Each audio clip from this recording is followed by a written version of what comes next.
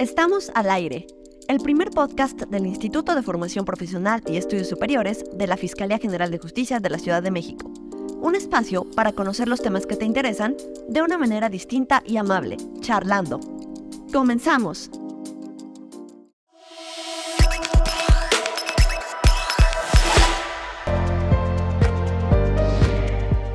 Hola, ¿qué tal? Sean bienvenidos y bienvenidas a esta nueva emisión de IFPs al aire. Como todos sabemos, el día 2 de junio de 2024 se va a realizar en nuestro país el proceso electoral federal, donde se elegirá al nuevo presidente de la República. De forma paralela, la Ciudad de México votará para sustituir a los alcaldes, a los diputados locales y al jefe ejecutivo estatal. Las diversas instancias involucradas en todo este proceso ya se comienzan a preparar, como es el caso de la Fiscalía Especializada para la Atención de Delitos Electorales de la Fiscalía General de Justicia de la Ciudad de México, que se encarga de investigar, perseguir y prevenir los distintos delitos electorales a nivel local. Por eso, hoy le damos la bienvenida a la licenciada Alma Elena Saraí de León Cardona, que es titular de la Fiscalía Especializada para la Atención de Delitos Electorales. Sea bienvenida.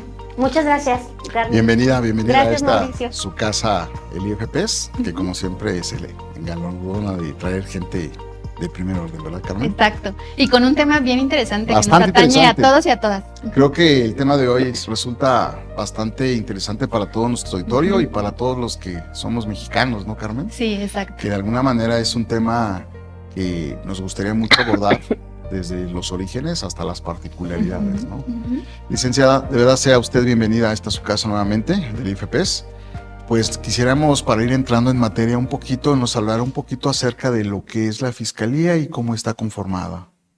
Muy amable, la agradecida soy yo por el espacio con la maestra Rosario Novoa Peniche, titular del Instituto de Formación Profesional y de Estudios Superiores de nuestra casa, la Fiscalía General de Justicia, y además pues de plácemes porque ustedes siguen celebrando los 85 aniversarios de la constitución del instituto como casa formadora de agentes de policía de investigación, de peritos y por supuesto de agentes del Ministerio Público y sus auxiliares.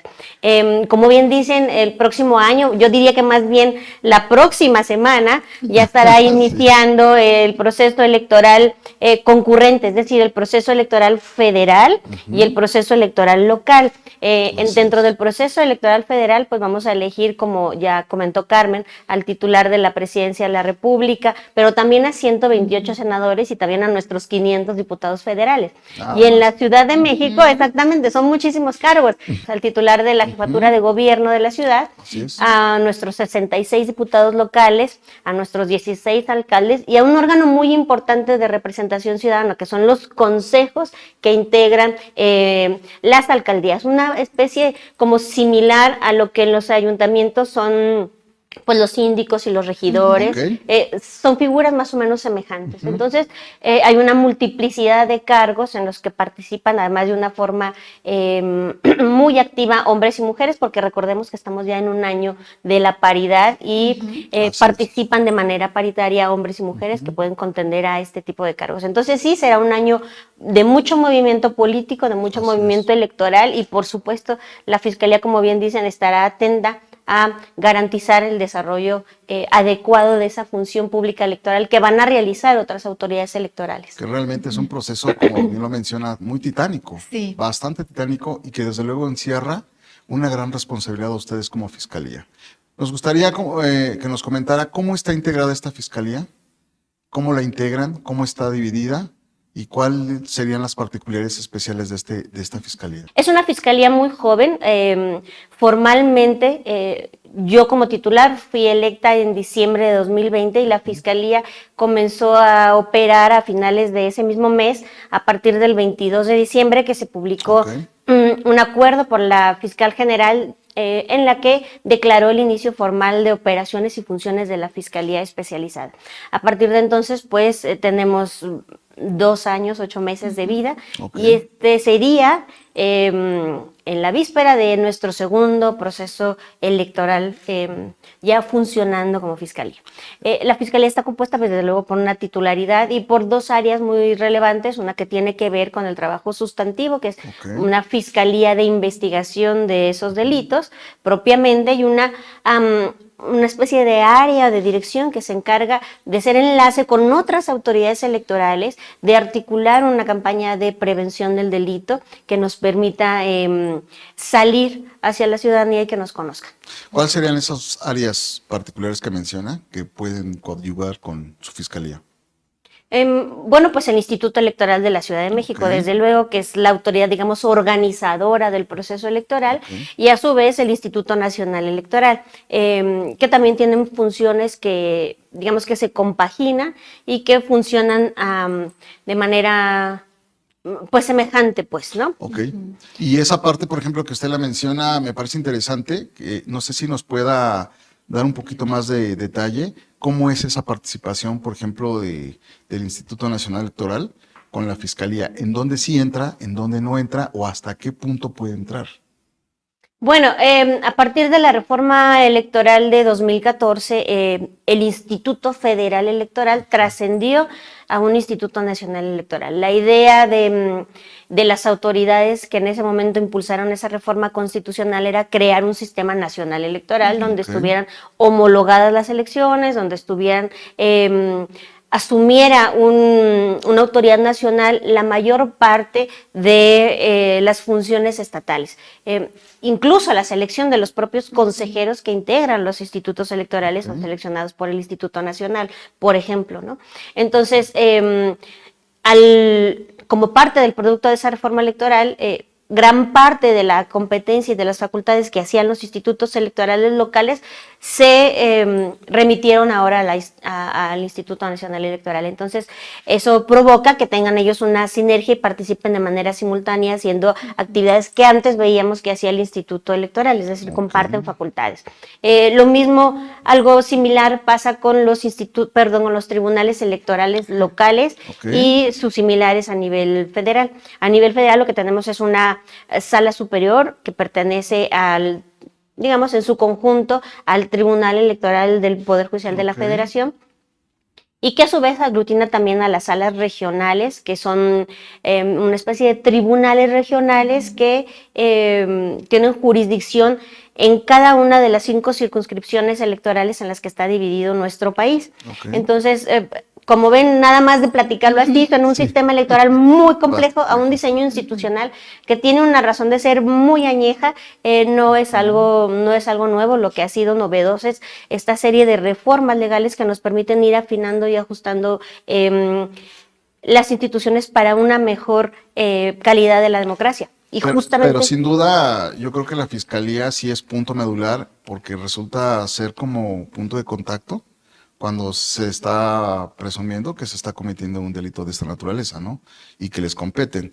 En esta parte me gustaría, licenciada, que nos comentara un poquito la particularidad del delito electoral. Creo que eso es muy importante, Carmen, para nuestros televidentes y la gente que también nos escucha, que nos diera un poquito de esa teoría de la particularidad del delito electoral, porque se habla de delito electoral, pero sí es claro que se tienen ciertas cuestiones muy definidas en cuanto a la tipología, a los elementos del delito de esta naturaleza. No sé si nos pudiera usted comentar. Sí, desde luego, Mauricio, bien lo dices, y parte de platicarles cómo es a grandes rasgos, el diseño institucional que se articula en torno a los procesos electorales, es que conforme se fue modificando la forma de organizar las elecciones,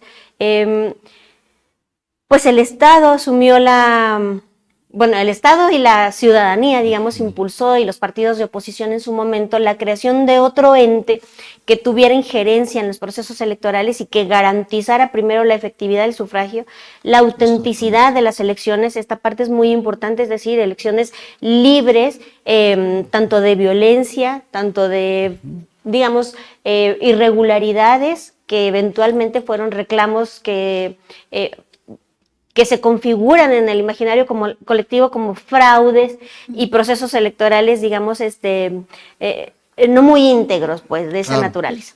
Entonces, a partir de esa necesidad, que en realidad Como ustedes saben, pues somos herederos de una historia que ha reclamado este tipo de instituciones para garantizar procesos electorales más pulcros. A partir de 1990, derivado del proceso electoral de 1988, que algunos recordarán, los más jóvenes tal vez no, pero hay libros de historia que dan cuenta de este tema. Herederos de esa cultura, pues, del fraude electoral y de ese tipo de reclamaciones. Hacia 1990 se creó un apartado específico de delitos electorales en el Código Penal Federal. Trascendimos a eso y en 1994 los propios candidatos presidenciales fueron los que impulsaron la posibilidad de que dentro de la Procuraduría General de la República existiera una subprocuraduría con ese nivel, una subprocuraduría que tuviera autonomía técnica y de gestión, justamente porque se trata de un fenómeno muy particular que requiere una atención muy técnica y muy especializada. Entonces, en ese sentido, se propuso la creación de esta subprocuraduría a nivel federal, es importante decirlo, porque no ocurría lo mismo en las entidades federativas. Entonces, digamos que esos son breves orígenes de cómo es que iniciaron estas fiscalías especializadas en la materia electoral. Para el caso particular de la Ciudad de México es importante decir que pues fue hasta 2020 justamente, ya con un cambio de gobierno y en observancia a que la reforma de 2014 que creó la Ley General en materia de delitos electorales, que es una especie de catálogo único de las conductas que son delitos y que es una ley que rige para todo el país, porque es una ley con nivel de generalidad, es decir, ya ninguno de los estados puede legislar en materia de delitos electorales, porque ya desde una reforma previa de 2013 le dieron la facultad exclusiva al Congreso de la Unión para que fueran los únicos que legislaran. Entonces emite esta ley general y luego pues con esa pues ya facultad exclusiva ninguna de las entidades pudo volver a modificar sus códigos penales locales para incluir este tipo de delitos en sus legislaciones. Incluso la propia Ciudad de México, en el Código Penal del Distrito Federal, que así se denomina todavía, prevé un apartado que se denomina delitos contra la democracia. Aun cuando ustedes van a cualquier librería y pueden comprar el código o un compendio penal, ese capítulo de delitos contra la democracia todavía se encuentra en esos textos. No sabría decirles por qué razón, ¿verdad? Pero lo contiene y ya no son vigentes, pues los puedes tener ahí en el código, pero no son delitos aplicables o no son conductas que se puedan reclamar ante nosotros como autoridad de procuración de justicia electoral, digámoslo así. Porque desde el 2017 la Suprema Corte ya también se había pronunciado sobre la inaplicabilidad de esos delitos. De tal manera que, aunque los vean en su Código Penal, ya no son delitos vigentes y ya no son delitos que puedan invocarse en una denuncia con nosotros. Entonces, nuestro catálogo único de delitos está en la Ley General en materia de delitos electorales. Y es ahí donde desde 2014 se impuso a las entidades federativas la obligación de crear sus propias fiscalías electorales.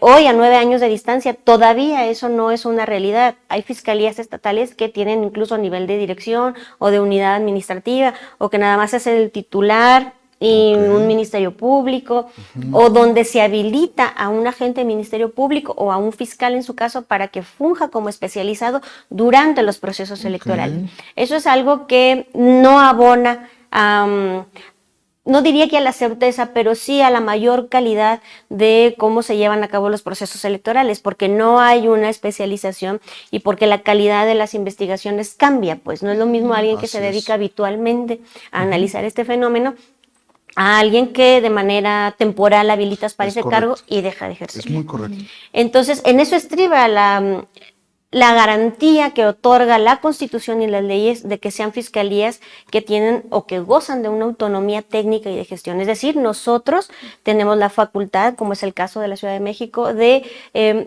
crear nuestros propios procesos y nuestros procedimientos de atención a la denuncia y a su vez con este carácter técnico proponer y llevar a cabo otras técnicas y otras formas de investigar este delito justamente por esa particularidad y por esta correlación que necesariamente tenemos con otras autoridades electorales. Es importante decir que las fiscalías no son una autoridad electoral, son una autoridad de procuración de justicia que extrae elementos de otras autoridades y que extrae los elementos subjetivos y normativos que configuran a nuestro delito de otras leyes como son las propiamente electorales, pues. Entonces, yo creo que en eso estriba el grado de tecnicismo de los delitos electorales.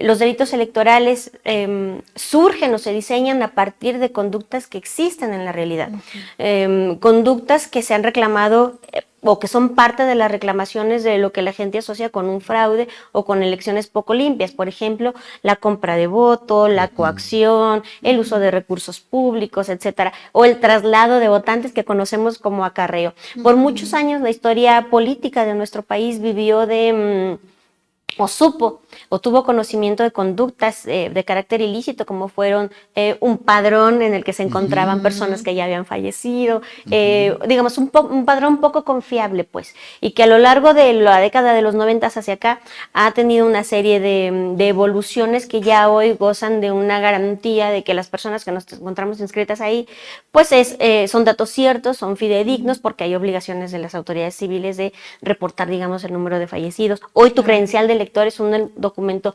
básico en la vida de los ciudadanos porque lo aceptan instituciones bancarias, instituciones de seguridad pública, porque es un documento que te da certeza, ¿no? Porque está respaldado a su vez en otra serie de documentos.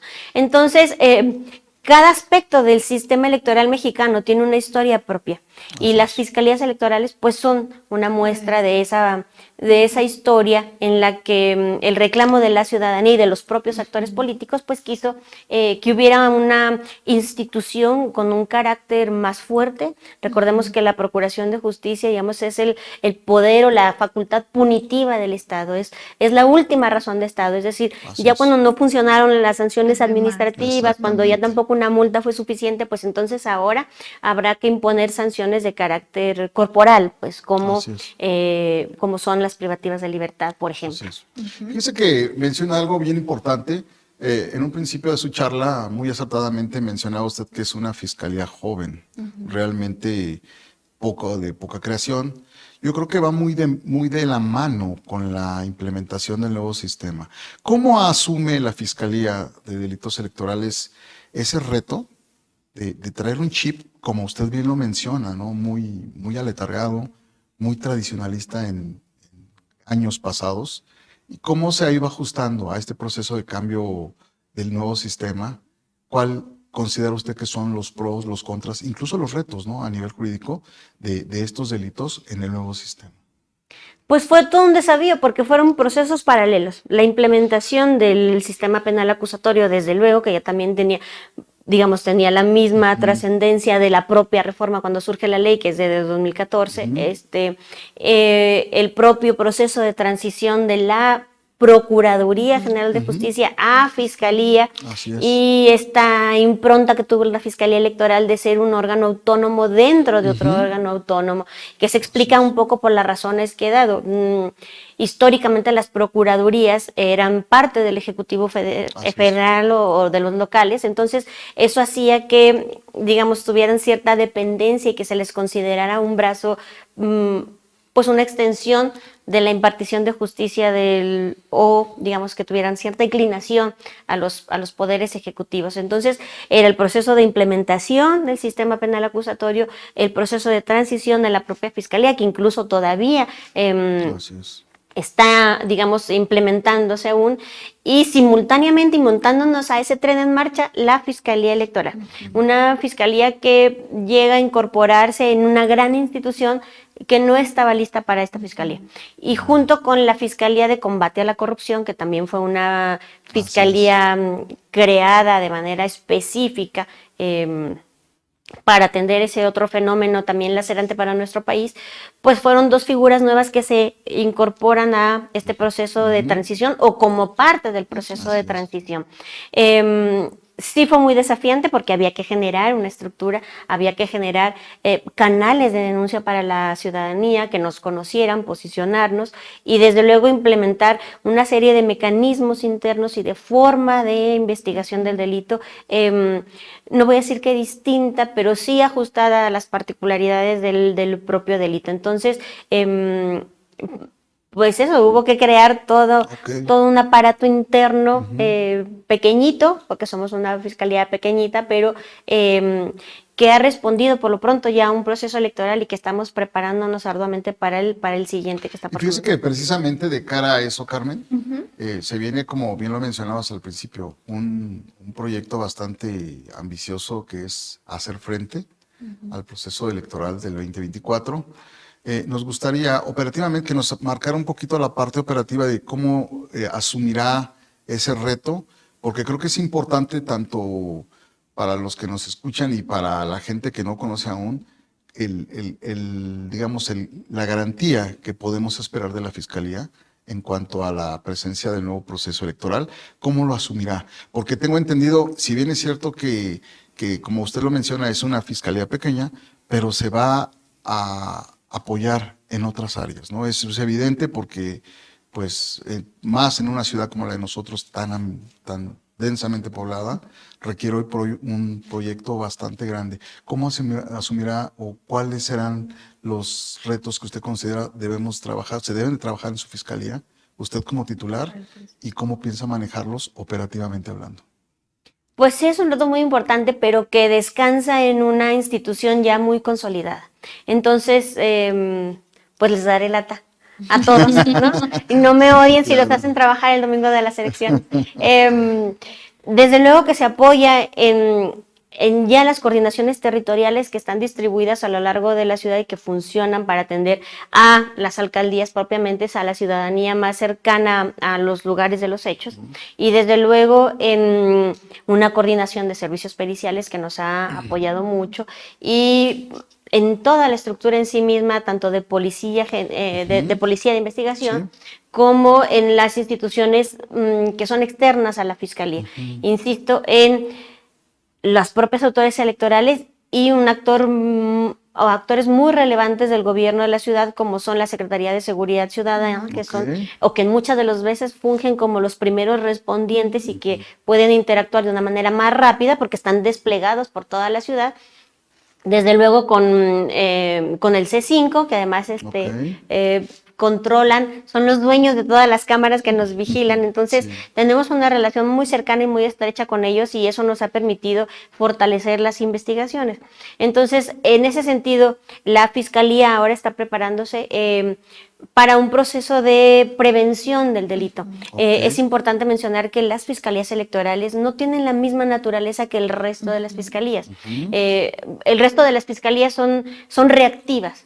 Reaccionan a un acontecimiento, por ejemplo, un robo con violencia, un homicidio, etcétera. Lo que sucede con las fiscalías electorales es que están creadas o diseñadas para prevenir hechos que lastiman algo más etéreo como la democracia o como la libertad o como algo que no es tan tangible. Entonces, gran parte del trabajo de las fiscalías descansa en estas acciones de prevención, y hacia allá nos dirigimos, hacia implementar una campaña de prevención del delito que esté enfocada principalmente a los ciudadanos, es decir, que conozcan dónde pueden denunciar alguna conducta si es que son víctimas de eso, muy importante. Y desde luego pues ya vendrá un proceso sí de investigación y sí de persecución de delitos electorales, pero queremos fortalecer o descansar el mayor trabajo de la Fiscalía en la parte preventiva, y ahí estriba la coordinación que hay que tener con estas todas autoridades y con la utilización, por ejemplo, de los tiempos oficiales que nos otorga el INE para lanzar spots que nos permitan acercarnos a la ciudadanía, con campañas de difusión de los canales de denuncia, de enseñarles que sí, que no es un delito electoral, porque nos confunden mucho con otras autoridades electorales que ya investigan infracciones. Por ejemplo, durante el proceso electoral del 21 nos denunciaban mucho pinta de bardas, o que no habían dado permiso para pintar bardas, o la destrucción de propaganda electoral, y es importante decir que esas conductas, que aunque son muy comunes y las vemos como algo que está mal que las pintes o que está mal que destruyas propaganda de otros candidatos, pues no son formalmente un delito electoral. Okay. Igual que otras muchas conductas que tienen que ver, por ejemplo, con mecanismos de participación ciudadana, como en la Ciudad de México, la ley prevé la elección de comités de participación comunitaria o como nuestros comités vecinales, por darles una forma más empática de conocerlos. Todas esas conductas que se suscitan alrededor de sus procesos, como el presupuesto participativo, que aunque se instalan mesas que recopilan nuestras opiniones, no son formalmente casillas, y entonces ahí es donde entran los tecnicismos, porque nosotros tenemos particularidades de tiempos y de vocablos, de palabras que sí son importantes y que hacen la diferencia entre que una conducta sea un delito o no.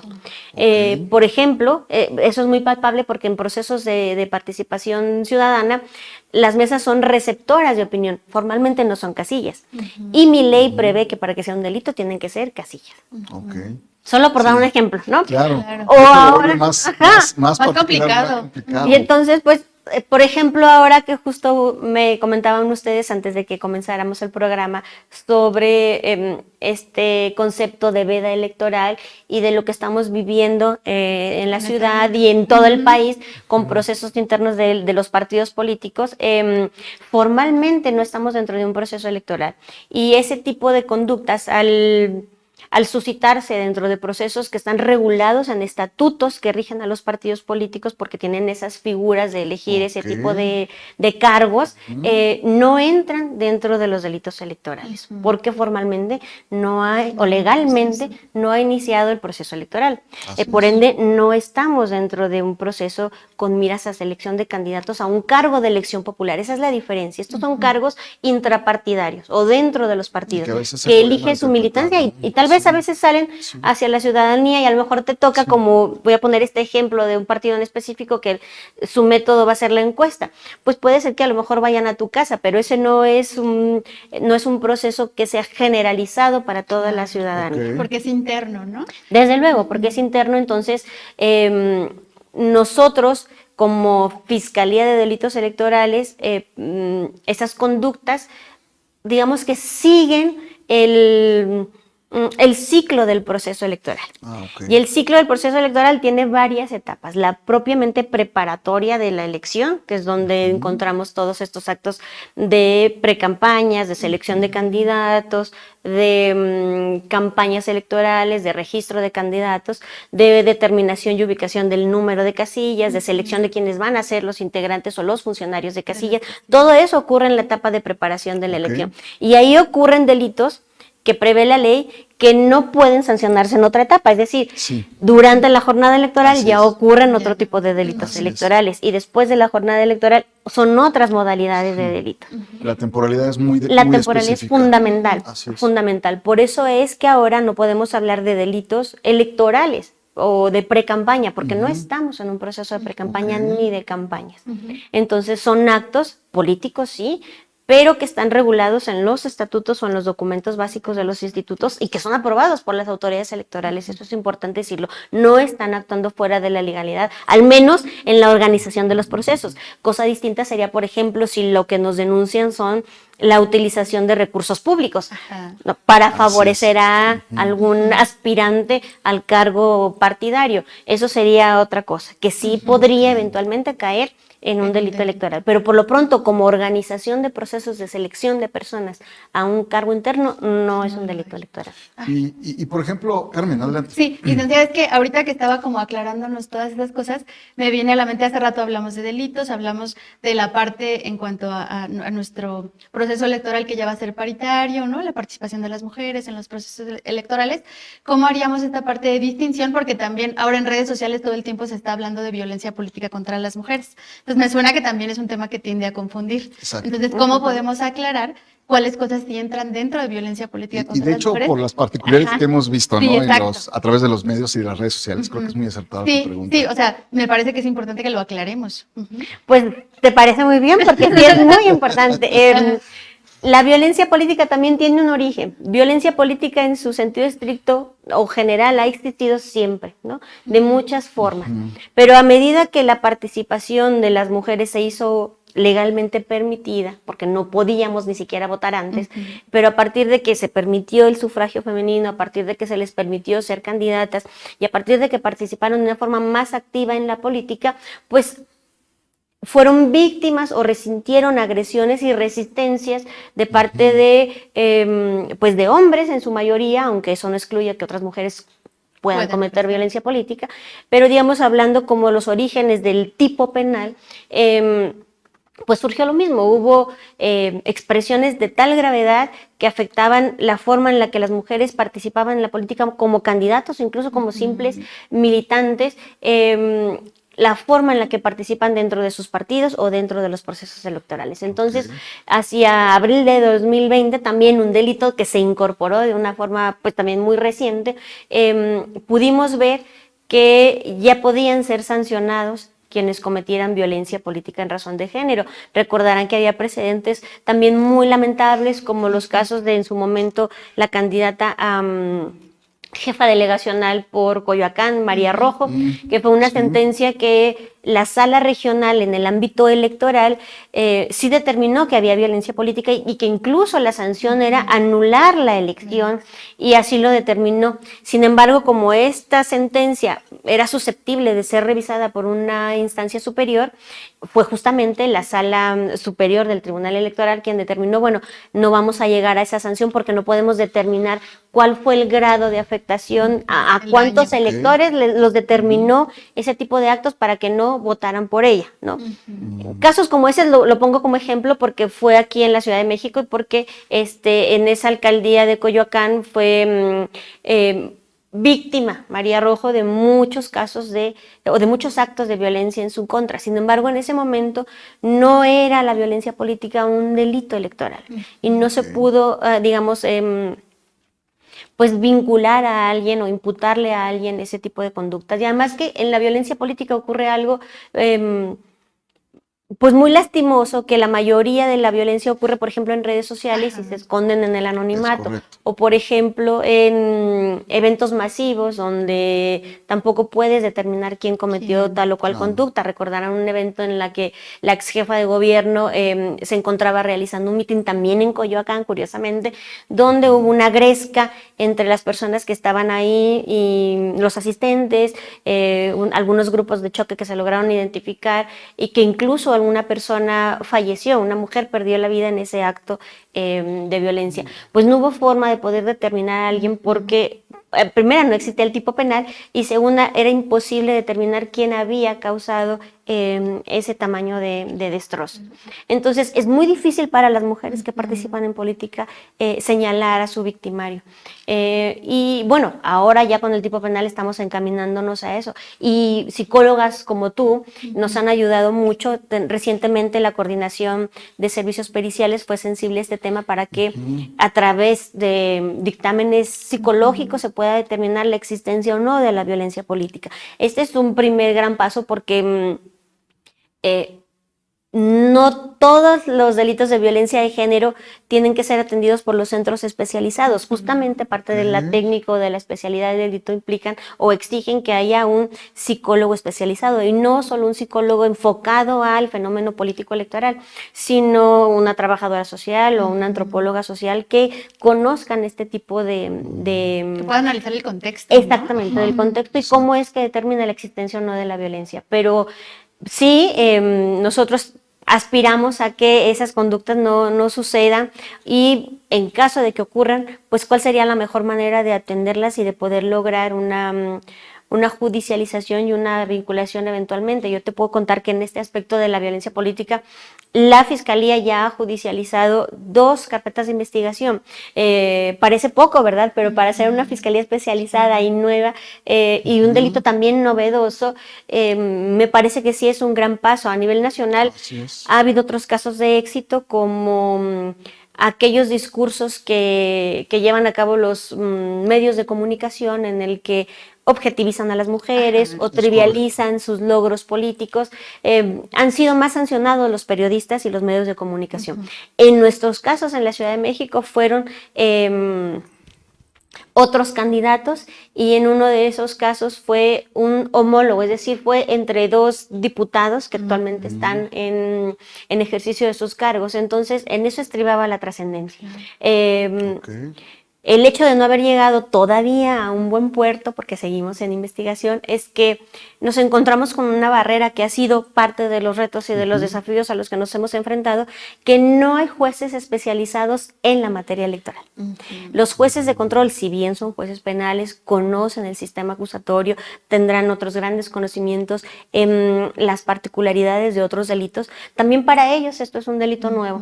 De hecho, a mí me decían, ¿cómo? Apenas tiene 1 año de creada o 2 años y ya está judicializando. Pues sí, porque la gran ventaja es que nosotros conocemos un poco del tema electoral y entonces eso nos permitió poder lograr algunas investigaciones más técnicas que nos permitieran llegar hasta el punto de que consideramos que ya teníamos los elementos para ir ante un juez. Y cuando llegamos a ese caso, que aparte es muy difícil el delito configurarlo, pues nos encontramos con esa barrera de que hay jueces que no conocen tampoco la materia electoral, que desconocían en su momento su competencia, que desconocían la existencia. Reto, ¿no? Es el gran reto, ese va a ser el reto, porque tú puedes integrar una carpeta, pero si llegas con un juez que, por ejemplo, en algunos de los casos nos decían que desconocían la diferencia entre un diputado de mayoría relativa y un diputado de representación proporcional, pues ya eso te da un parámetro de dónde estamos. Incluso hasta el criterio, ¿no? Claro. Hasta los criterios, efectivamente. Yo espero que trascendamos esa eventualidad. Ya saben que existimos, ya he sido muy incómoda, entonces ya les he dado mucha lata y pienso que podemos trascender ese tipo de respuesta judicial. Hubo un caso muy sensible que digamos en el imaginario colectivo todo el mundo nos arrobó porque nuestros canales de denuncia también son las redes sociales, entonces nos etiquetaban, nos arrobaban, porque hubo una entonces candidata a diputada que exhibió su boleta marcada por los partidos de su preferencia, por los candidatos y partidos de su preferencia, entonces mucha gente, recibimos incluso denuncias formales de que esa conducta que realizó ella, pues era un delito. Y nosotros creemos que sí tenía la apariencia de un delito electoral y judicializamos esa carpeta. Entonces, el juez, o la jueza en ese momento, porque era mujer, determinó que ella no encontraba cuál era la violación o cuál era pues sí, la ilegalidad o la ilicitud de haber publicado su boleta, que era una libertad, era una expresión de su libertad. Entonces, nosotros no compartimos ese criterio, eventualmente no sé, ya me imagino ahora en el proceso electoral que veamos a todos a todos los candidatos, porque esa es la diferencia. Ella no era una ciudadana ordinaria, ¿no? Ella tenía una calidad específica que era la de ser candidata en ese momento. Y pues no me quiero imaginar ahora en el proceso electoral a todos los candidatos, desde la comodidad de su mampara, publicando su preferencia y además motivando o incitando a que marquen esa misma. En eso estriba la ilegalidad de esa conducta.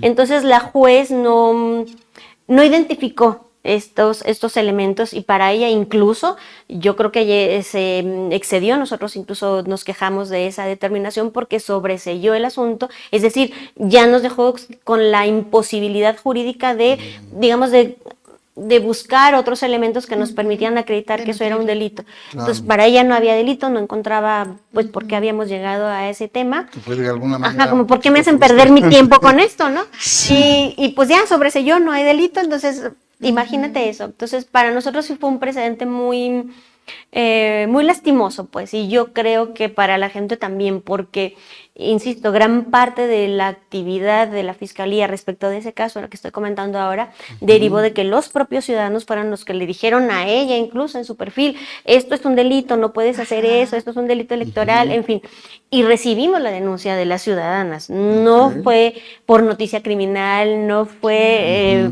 digamos, que actuáramos de manera oficiosa, sino que la percepción de la ciudadanía y es que ese era un hecho que tenía la apariencia de un delito electoral. Digo, solo por mencionar dos pequeños ejemplos, aludiendo a esta violencia política en razón de género, otra diputada también, digamos, resintió que era víctima de violencia por parte de uno de sus compañeros del Congreso de la Ciudad, entonces el juez determinó que por ser ella diputada y estar en ejercicio de su cargo, pues no había una transgresión a su derecho político electoral de votar y de ser electa, en este caso el de ser electa, porque se encontraba desempeñando su función. Sin embargo, el desconocimiento del juzgador en este tema electoral le impidió reconocer que el ejercicio del cargo, en este caso para efectos de la violencia política, tiene que ver también con cómo desempeñas el cargo, las condiciones que tienes para desempeñar tu cargo y los elementos que envuelven el desempeño del cargo. Es decir, no llegué yo a la curul y ya me senté, sino que yo tengo que disponer de recursos, tengo que tener libertad para expresar mis opiniones como, en este caso, como parlamentaria. En fin, hay una serie de elementos que para la materia penal o para los juzgadores penales se quedan de lado, pues. Y ese ha sido el gran reto. Yo creo que lo va a ser para este proceso sobre electoral. todo, ¿no? Porque la visión que se le tiene que dar a la particularidad de la conducta, ¿no? Tanto ex ante, ex post, ¿no? Que es muy, muy, muy particular, ¿verdad, Carmen? Sí. Y Carmen, pues yo creo que también vale la pena que nos comente cómo un ciudadano puede acercarse a ustedes, que creo que es algo bien importante. De verdad que nos ha ilustrado bastante con su charla, licenciada, pero nos gustaría ver también la parte de la ciudadanía, cuáles son las diferentes formas en que un ciudadano puede acercarse a esta fiscalía para ser atendido, desde luego con las particularidades y las salvedades que usted ha mencionado muy acertadamente en la cuestión jurídica. Bueno, pues nosotros nos ubicamos físicamente, nuestras oficinas están en el edificio principal de la Fiscalía General de Justicia, que es el edificio conocido como Búnker. También nos encuentran en nuestras redes sociales, en Twitter, hoy X, en Facebook, en Instagram. Ya me están convenciendo de que también hagamos TikTok. Todavía no nos animamos, pero bueno, por lo pronto. Puede ser utilizado como una herramienta. Claro, ya además tiene una gran capacidad de difusión, pero en redes sociales nos encuentran como FEPADE CDMX, y desde luego pues pueden acudir de manera presencial a nuestras instalaciones, pueden llamarnos por teléfono, tenemos una línea 800, desde luego que es gratuita, entonces pueden comunicarse a través de la línea telefónica. Somos parte del catálogo de delitos que conforman aquellos que se pueden denunciar por denuncia digital, entonces también nos encuentran ahí.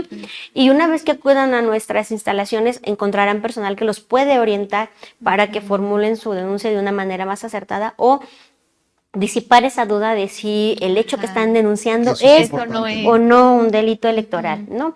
Aunque hay algunas personas que podrían considerar que eso es como, digamos, hacer un pronunciamiento previo, sin embargo, a veces sí orienta, porque la manera en que nos comentan el hecho que quieren denunciar nos permite canalizarnos de una manera más efectiva.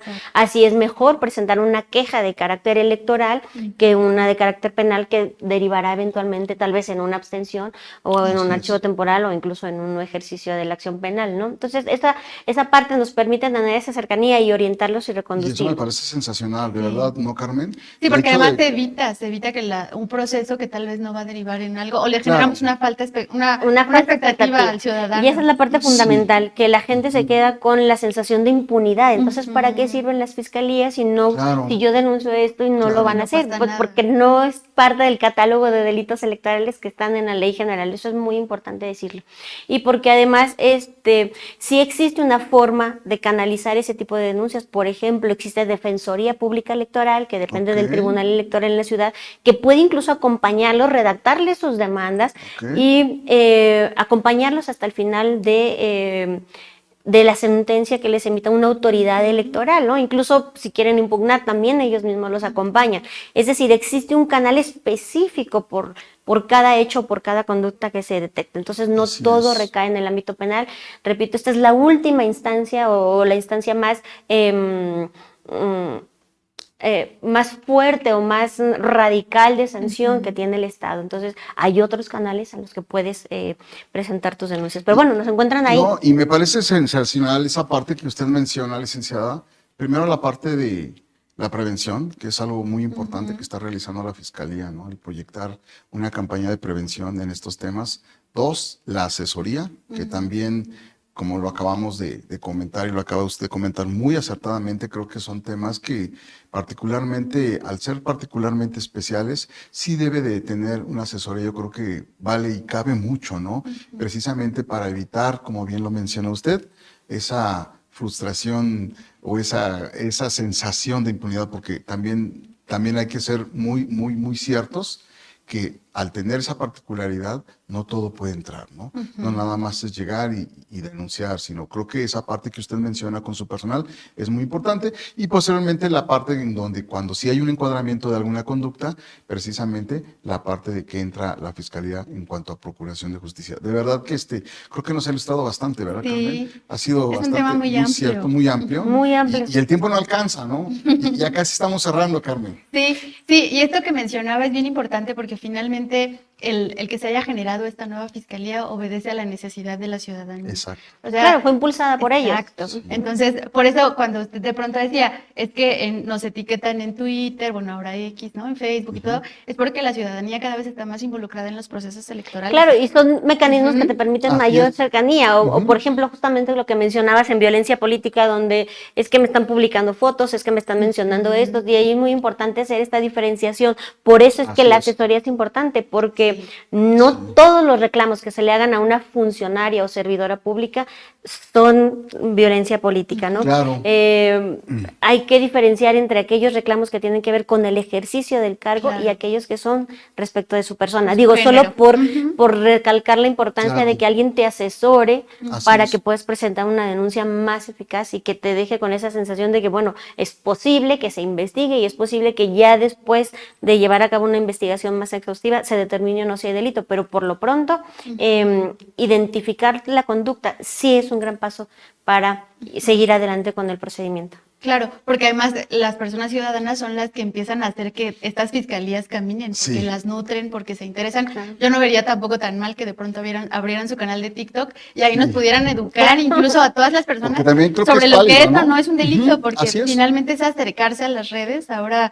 esta parte de la tener como un punto de contacto, ¿no? Entre tanto las instituciones de procuración de justicia como la ciudadanía, que creo que en estos temas es muy importante y ojalá lo hagan, ¿no? Sí, ya la seguiremos ahí en su canal de TikTok. Sí, de pronto pues yo diría que más bien los voy a comprometer a que me inviten otra vez, porque está previsto que entre el 4 y el 10 de septiembre inicien ya los procesos electorales. Claro. Y creo que un canal o la labor que ustedes hacen con este canal sería muy importante de una forma educativa, fomentar la construcción también de ciudadanía y del compromiso de formación cívica también. Exacto. Y cuente con ello, esta es su casa. Gracias. Esta es su casa, licenciada. Sí, y yo haría un puntillo ahí porque creo que la fiscalía se va transformando, ¿no? En algún momento yo tuve que utilizar el servicio de la fiscalía para denunciar algunas cosas y de pronto platicaba yo con una MP y decía, es que la fiscalía no es preventiva, ¿no? Actúa cuando ya se comete el hecho, la fiscalía no educa ni nada, pero nos damos cuenta que ante los nuevos delitos, ante las nuevas necesidades de la ciudadanía, la fiscalía también puede educar, puede hacer labores de prevención. Por eso yo hacía esta distinción entre el trabajo ordinario de otras fiscalías y la particularidad de la Fiscalía Electoral, que es la única fiscalía que tiene facultades de prevención del delito. Exacto. Y sobre todo, ¿no? En una sociedad tan cambiante, tan constante, ¿no? En donde los procesos electorales juegan un papel importantísimo en el día a día, ¿no? Hoy por hoy la ciudadanía cada vez se involucra, como bien lo mencionaba. Graba, bueno, ya existen mil formas de hacerlo. Son más activos, son más participativos. Eso lo considero bueno, ¿no? Porque también hay que tomar que hay cosas muy ciertas que favorecen precisamente la constitución de alguna conducta que no esté debidamente establecida, y eso yo creo que también ayuda mucho en la cuestión ciudadana. Maestra, de verdad que yo le agradezco mucho su atención, de verdad, pues nos quedamos con muchos datos bastante enriquecedores de su persona, la felicito muy amable, por la preparación que usted ha demostrado. Nos da mucho gusto tener en esta fiscalía mujeres como usted, preparadas, comprometidas y sobre todo, que siguen trabajando en el día a día, ¿no? Y no se detienen. Eso le da una exquisitez muy particular a su trabajo y pues esperemos que, como dice, no sea la última vez. Queremos tenerla de vuelta, ¿verdad, Carmen? Pues, sí, claro. Para que pues nos platique después del proceso qué pasó, ¿no? ¿Qué sucedió? Le deseamos todo el éxito. Muchas sabemos gracias, que es un trabajo nada fácil. Arduo.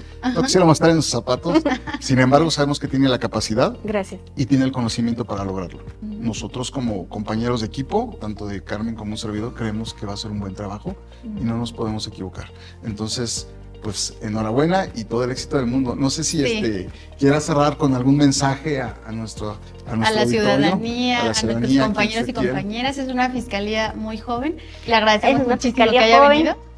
Pero también nos ve muchísima gente. Sí, que no es parte de la Fiscalía. Que no es parte de la Fiscalía, y nos gustaría que dejara un mensaje final. Bueno, pues que conozcan la FEPADE, que se acerquen, que conozcan nuestros canales de denuncia, que estaremos atentos para acompañarlos, para asesorarlos, y pues hay personal capacitado específicamente en delitos electorales que puede acompañarlos y asesorarlos en este proceso.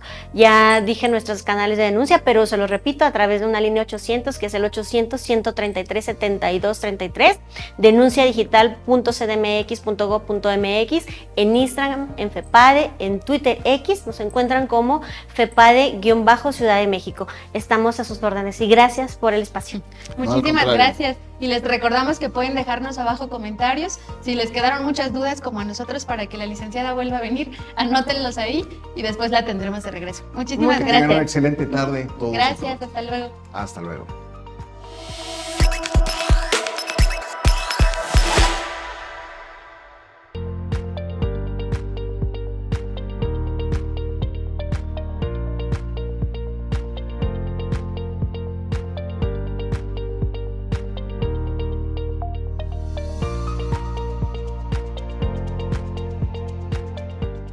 Así concluye la transmisión de este episodio. Nos vemos y escuchamos cada viernes en una nueva edición de Al Aire, a través de YouTube, Spotify y Facebook. No olvides enviarnos tus sugerencias o cualquier comentario al correo podcastifps@gmail.com y síguenos en las redes sociales de nuestro instituto. ¡Hasta la próxima!